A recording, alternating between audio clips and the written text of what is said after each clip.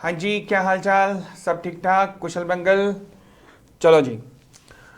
आ, अब ऐसा है, जनवरी ऑप्ट आउट वालों तक का तो प्रेशर निपट गया। अब जो भी अनाउंसमेंट होने वाली है वो ज़्यादातर मई 21 को ध्यान में रख के की जाएगी। और इसी सीरीज में आज से हम MCQ एंड करेक्ट इनकरेक्ट, जो कि ऑडिट के पेपर में कंबाइंड टुगेदर 48 मार्क्स की वेटेज रखते हैं। ऑडिट, CA इंटर ऑडिट की आई एम टॉकिंग अबाउट। उस सीरीज को आज से हम शुरू करने जा रहे हैं। और मैं कह सकता हूं कि हम इतनी प्रैक्टिस इसमें करेंगे कि एटलीस्ट ये 48 मार्क्स कहीं ना कहीं, या फिर एटलीस्ट इसके 80% मार्क्स हम पूरी तरीके से सिक्योर कर सकें।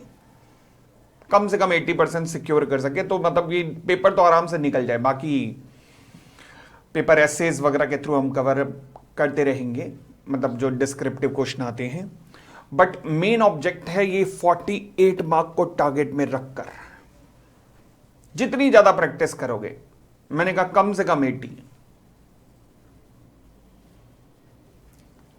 जिस तरीके से लॉ वाले की बच्चों की प्रैक्टिस हुई थी, उन्होंने तो कहा कि ऑलमोस्ट 100% हमारी प्रैक्टिस में से ही आया था।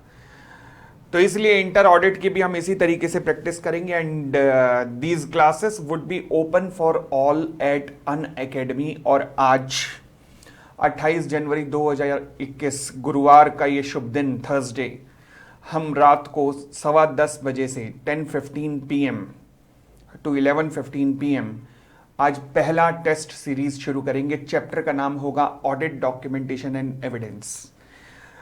अगले 2 या 3 दिन तक लगातार इसी चैप्टर के ऊपर अब MCQ टेस्ट या करेक्ट इनकरेक्ट होगा।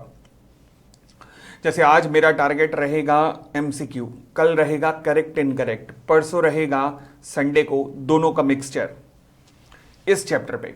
चैप्टर नंबर 2 ही फोकस के अंदर रहने वाला है इन 3 दिन तक। फिर हम अगले चैप्टर को उठाएंगे। तो लगातार ये टेस्ट सीरीज, यही टेस्ट सीरीज हमने CA इंटर लॉ के अंदर भी चलाई थी, जिसका रिजल्ट सामने भी आया, चाहे वो नवंबर दिसंबर अटेम्प्ट हो, चाहे वो जनवरी अटेम्प्ट हो।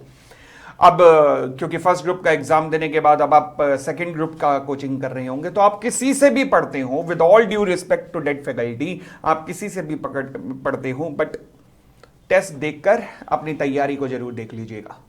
ठीक है, चलिए, थैंक यू, थैंक्स अलॉट। हम मिलते हैं आज रात को 10:15 बजे 10:15 for MCQ test on audit documentation and evidence. Thank you, bye bye, take care, खुश रहो, ध्यान रखो।